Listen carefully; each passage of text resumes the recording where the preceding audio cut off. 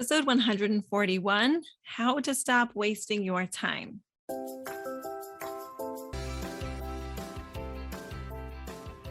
Okay. Hello, my friends. Nice to be back with you. I am excited to be talking to you about this topic. This is actually the topic we're going to be focusing on in March inside of How to Glow, which I think is so perfect because as we're getting ready for Pesach, we don't want to be wasting our time.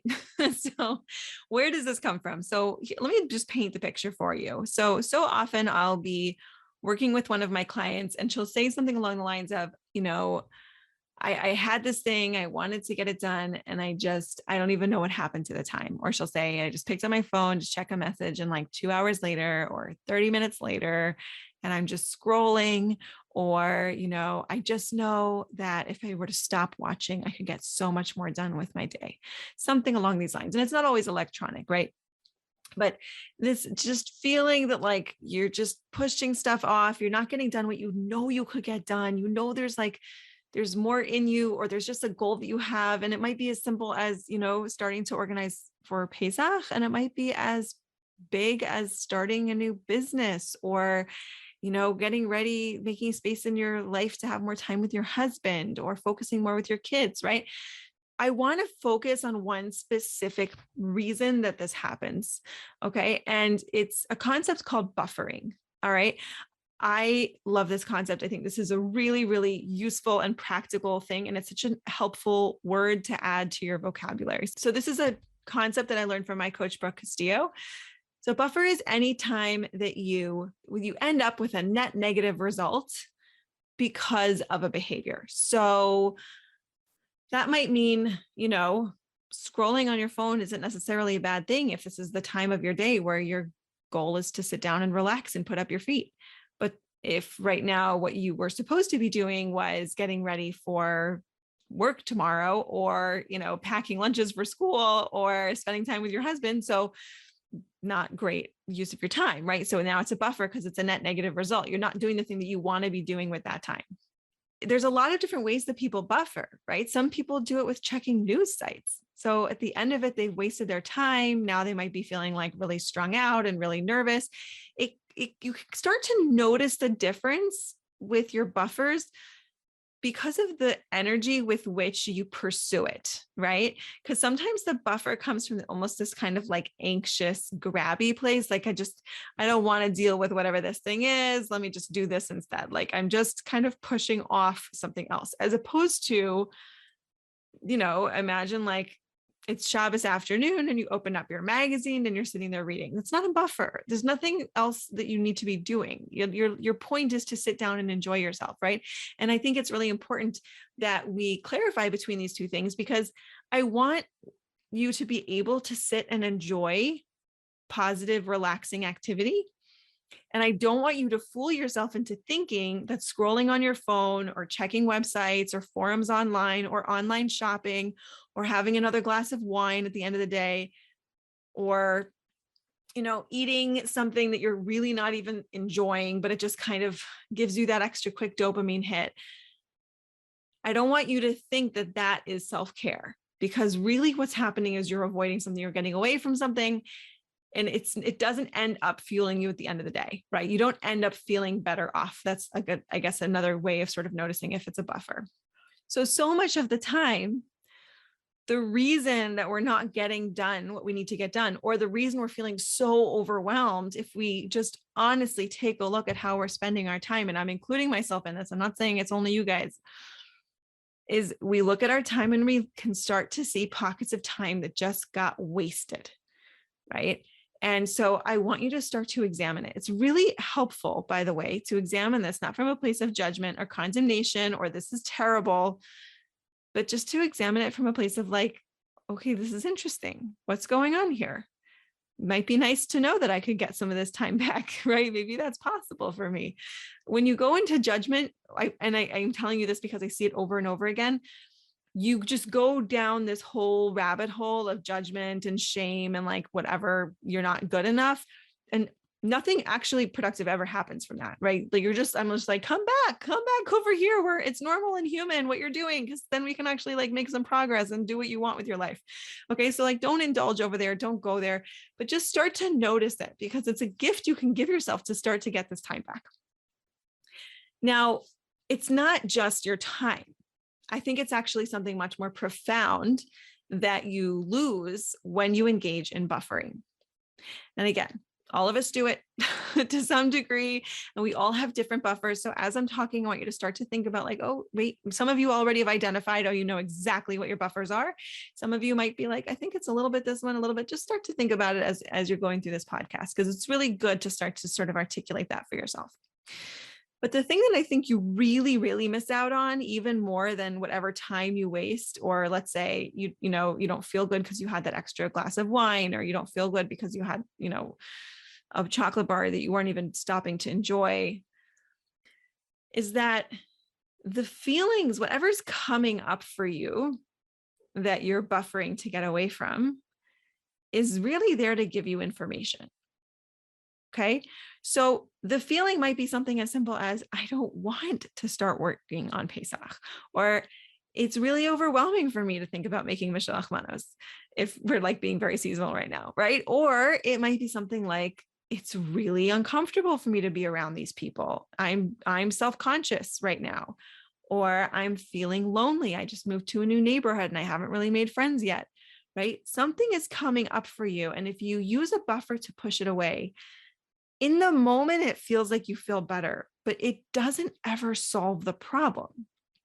The imagery that I have is it's just like, you're just like shoving it into this closet, but like all those emotions and feelings are still there. And the more that you shove in there, the more the door is just going to stop closing. At some point, you're not going to be able to keep closing the door, right? It's not being healed. It's not being dealt with. And so those feelings are there to give you information, and it's a gift. It's actually a good thing. And it's so funny because we've been raised in this world in which you're kind of sold this idea that you're supposed to feel good all the time. I mean, even people in the self-improvement space often get confused by that. They'll be like, well, I don't know, if I just had the right model, if I had the right thought, if I just, was more grateful, I would just feel good all the time, as if that is somehow the goal. Right. But in my mind, this is just part of like being human. Great. You felt terrible today. Congratulations. That's the best case scenario. You're a human being and you're alive and your brain is working. Now, do we need to have negative emotions where you're spinning out and you're completely ineffective and you're just dealing with the same things over and over again? No. But are all negative emotions a problem? No. If we never had negative emotion, there would be nothing to spur us to change or to grow or to try something different or something new in our life. Negative emotions can be a huge gift to us.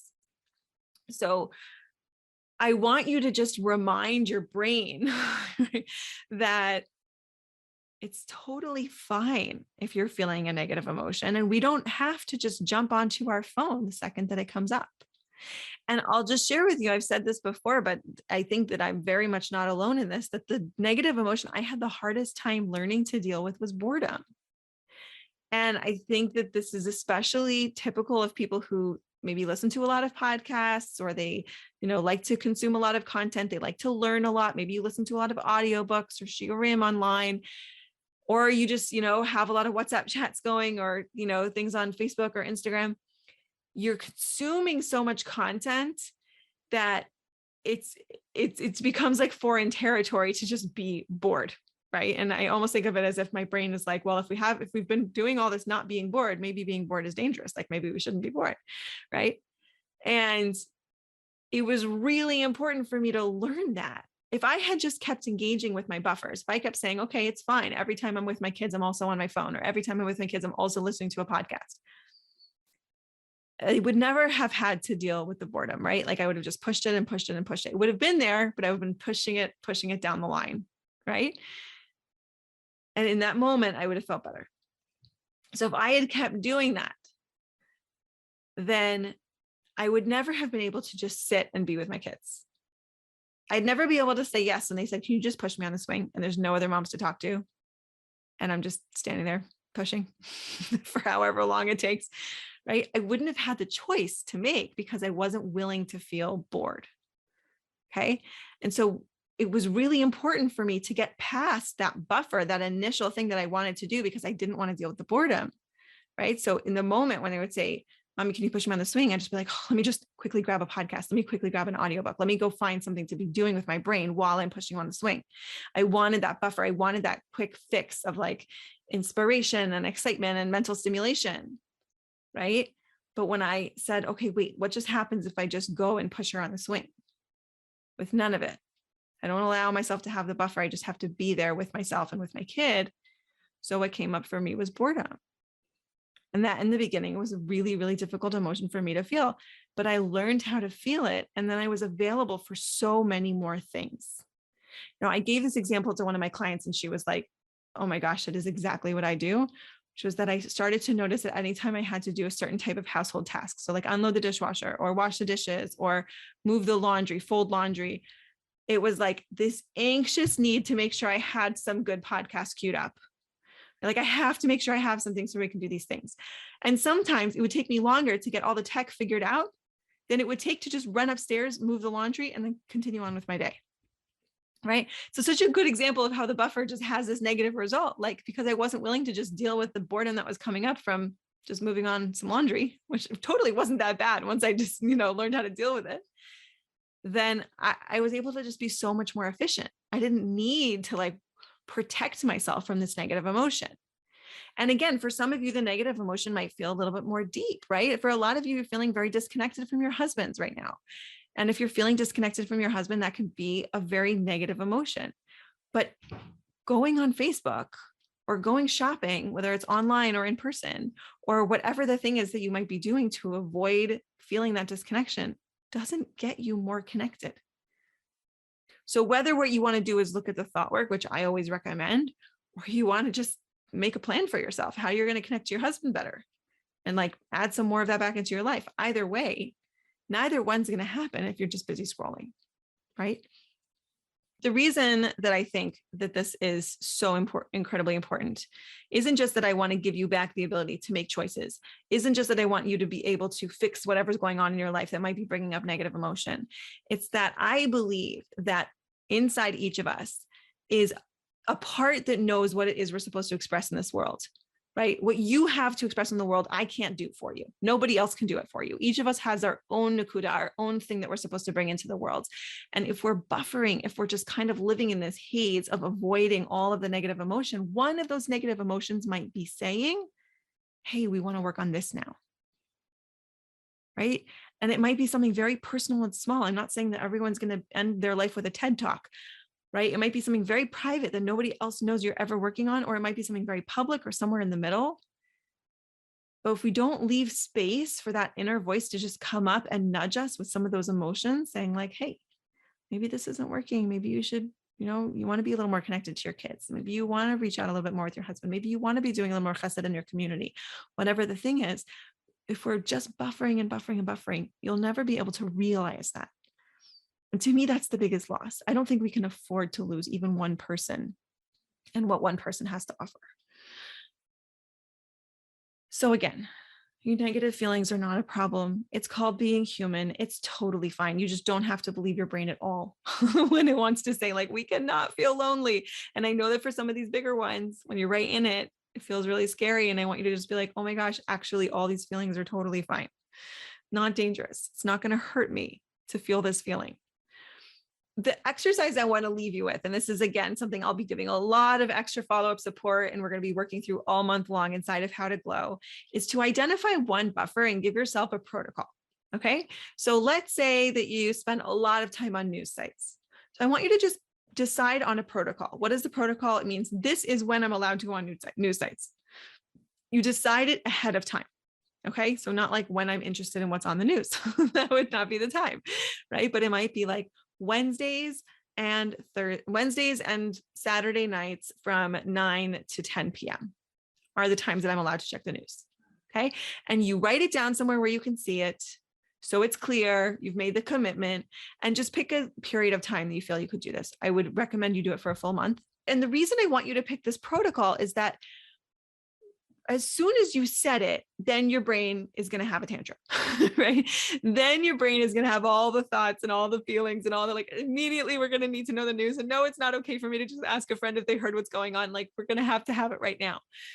So I want you to set your protocol so that then you can see what the work is, what comes up for you.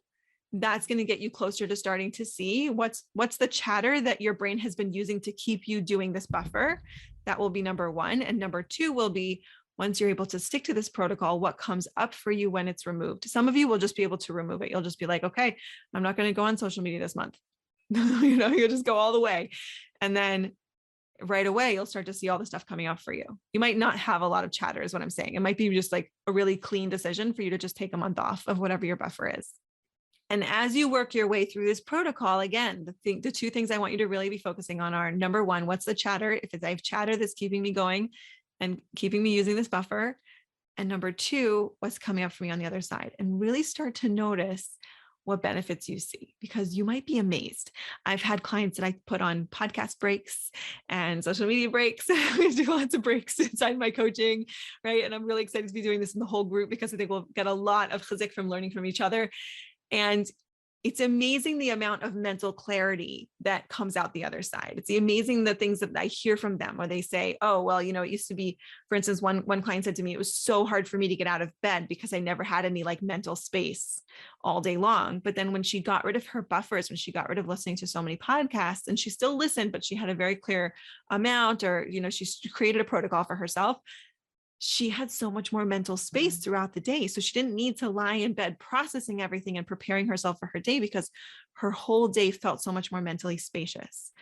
I think about the amount that so many of us have on our plate and the statistics about how much time. I mean, if you have a smartphone and you want to check like your screen time app or any of the apps you can install to actually see how much time you're spending looking at your phone. Because when you think about it, when you're looking at your phone, you're not doing anything else, right? Listening to a podcast is one thing. And a lot of these apps they don't count if you're just listening to something. They'll count if you're doing something that requires scrolling or reading.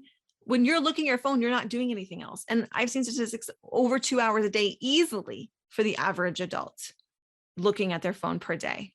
I mean, if you can give yourself 2 hours a day back, or even an hour and a half, because most of us don't need to be on our phones for 2 hours a day, right? So how much less overwhelmed would you feel just because you just now have this extra hour and a half in your day to get things done, right? So there's so many benefits on the other side. Those are just a couple that I've heard. I've heard other ones. I am really looking forward to hearing what you experience and what comes out for you. Definitely join us inside of the program. If you're hearing this in time to sign up, March 1st, the doors close to How to Glow. So make sure you're in there. It's really important that we, kind of solidify our group and move into the month and not kind of have people trickling it all month long. So that's one of the reasons that I really like to do that. Also, I want you to have a chance to just make a decision. So this doesn't become one more thing on your mental to-do list. Oh, decide about how to glow. Like I'll push it off. I'll push it off. I'll push it off. This is your chance to decide. If you're listening to this before March 2nd, then this is your chance to make a decision about whether you'll be joining us. I'm also really, really looking forward to April, because I had a lot of responses from my last podcast asking me to go much more deeply into the provider receiver model. It's a little bit different, but I'll just share with you that a lot of people said that it really resonated with them and they really saw themselves playing this whole damsel in distress, knight in shining armor dynamic. And they want to get a more authentic version of mashpia and makabel in their marriage. So in April, we're actually going to be moving into that topic as a group, and I'm really excited to be doing that work as well. So come join us in March, stay with us for April. We're going to be doing some really, really amazing things inside of the program. And I hope you all have an amazing, amazing week. I'll see you back here next week. Bye-bye.